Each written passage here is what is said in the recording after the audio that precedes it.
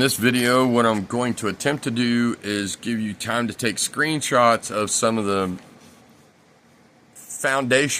fundamental documents that we have to back up our federal lawsuit against Dustin Smith and Mitchell Morgan, Captain Williams, and some other people at the Cherokee County Sheriff's Office, as well as the Cherokee County government in general. Lawsuits against other private and state actors are forthcoming. This is just the one that we're dealing with right now. So what I'm going to do is go through these documents and pause the video so that you can take screenshots, and I can flip to the other video or the other documents and hopefully keep this video as short as possible. So 1 second and I'll get to the first one. I'll hold the phone as still as I can. Here's the first one. As you can see, it's dated November 29th, 2022. I'm explaining an incident in which Officer Corporal May from the Murphy PD threatened my job at the Murphy Health and Fitness, and I did actually lose my job. They just never called me back. Here's first page. Here's the second page. Try and hold as still as possible. Here's the next email. As you can see, it's dated December 6th. And Dustin Smith is not responding to me at all. He has now been elected sheriff. This is before the Harley Clover shooting, but there's page 1. The next email is dated December 30th. As you can see, here I'm telling Dustin he's choosing the coward's way out by completely ignoring my redress of grievance. Now he's been elected sheriff. He's the highest authority in this county, and he's choosing to just ignore this issue. And again here, this is January 19th. You can take a screenshot of this email here with Dustin. I'm telling him in this email that his words carry absolutely no weight to me. They're worthless because he's a coward. Now, the next document that I'm going to show you is the NCIC entry that Cherokee County Sheriff's Office did on me the 24th of May 2023. Right? This was in retaliation for an incident that happened on May 11th between Bob and Rhonda Lovingood and myself and my wife, when Rhonda Lovingood almost slammed my trailer that was hooked onto my car into my wife. It was a really intense moment. I stopped to peacefully talk to these people about it, and Rhonda tried to climb the fence to assault me, and then it got turned into a yelling match. You can see that video, whatever platform you're viewing this video on right now, you can see that video. It's going to be linked. Just go to my profile and you'll find it. It's a very unfortunate. I didn't mean for it to go that way. I did everything proper. I on the way home from the dump, I stopped. I shut the car off so the engine wasn't running. I got out. I approached Bob Lovingood like a man should approach the man. I put my hand in the air to show I didn't have any weapon. I didn't intend any harm. I said, "Hey, Bob," and it began to explain the incident. Bob said that he couldn't hear me, so he stepped closer. And as I repeated myself, Rhonda came out of their chicken coop and heard what I was saying. She just started screaming and then tried to climb the fence, and that's where the video picks up. My wife didn't think that she was going to have to record until Rhonda tried to climb the fence. So you see the video pick up after the incident where Rhonda tried to climb the fence to assault me. So here's the first page of the NCIC entry that was done on me by the Cherokee County Sheriff's Office. I'll hold it still enough so you can take a screenshot. In this, they're accusing me of being a sovereign citizen, that I've made threats against the life of law enforcement officers, known to abuse drugs. I don't use drugs, I use plants. Marijuana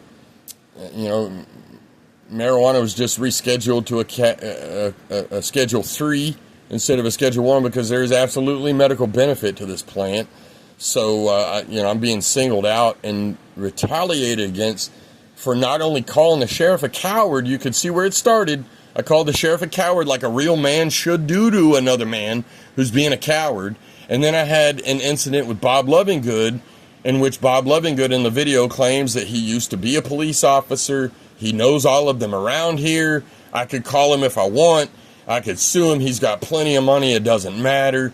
So this is what they did to me for retaliation. I've never been charged of a violent crime, let alone convicted. And look at what they did to me. Here's page number 2. This is the State Bureau of Investigation intelligence workup that they had done on me. As you can see, this is on the 23rd. This is before the Rib Country incident. The previous document that you viewed on the 24th was entered at about 10:30 p.m. by the sheriff's office due to an incident I had at Rib Country in Murphy, North Carolina, where Brandon Morgan, an off-duty sheriff's deputy, was speeding down the road, passed my car like it was sitting still. You could see that video. It turned out to be an incident in the parking lot at Rib Country. I've got it linked here on whatever platform you're viewing this on as well. You can see this is the 23rd. So they were doing an intelligence workup on me, not only because I called the sheriff a coward, but because I had an incident with Bob and Rhonda in which they almost slammed their trailer into my wife by speeding down a one-lane gravel road. So I'll go to the next page. I didn't include page 2. This is page 3. Page 2 had some personal info, and that's all it was, is personal info. So here's page 3, which contains my Supreme Court petition certiorari, 18-6515. You can look it up at supremecourt.gov. They say I'm anti-government, but I went all the way Supreme Court fighting for the Second Amendment. Here's page 4, page 5, page 6, 7, 8. That's my wife. See, they even have her description in there. So this is kind of crazy that they would do this shit, you know.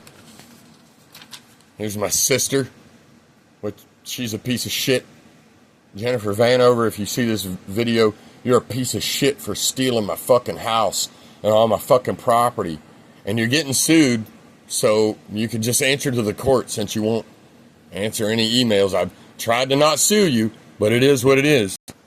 Now, the next document is the most scary of all, because after seeing all the false intel that they put in the NCIC system and had the SBI do a workup on me and all this stuff where I'm calling the sheriff a coward, the next document is scary because Bob and Rhonda Lovingood sued me for a no-contact order when I had no contact with them. I didn't want to talk to these people. I'm minding my own business, and as you could see in these documents, these people just told a bunch of fucking lies, and they tried to shove a no-contact order through so they could come gun me down at my house, having information in the computer that they did. Here's page 1. Page 2. Amanda Carroll. She's really good friends with Rhonda Lovingood. Page 3. Page 4. Tessa Sellers. She's under a lot of scrutiny here amongst the people in Cherokee County. There's some questions as to whether or not Tessa Sellers is a corrupt judge. And this is probably going to be looked into by the feds here. There's some reports that have been given to the FBI and some other folks about Tessa Sellers. Here's when it was filed. You could see July 28th. So these people were setting it up to try and kill me. Here's represented by Zaylin McKinney. I told Zaylin it was all full of lies. We sent him the evidence. He knew it was full of lies, and he still represented. I'm running out of time here. Here's the first sworn statement, which is completely full of lies. And here's the last one with their signatures. So you can see that the law enforcement here in Cherokee County were trying to set it up to kill me. And I showed you some of the documents. That's not even the tip of the iceberg. That's like a snowball. So what we have against these people is crazy. Like, I barely leave my house now. If I do, I go to Georgia. I stay out of Cherokee County. It's like living in paranoia. No, I'm not afraid to die, but I just don't want to die like this. So we're still fighting. We're going to continue fighting no matter what the cost is.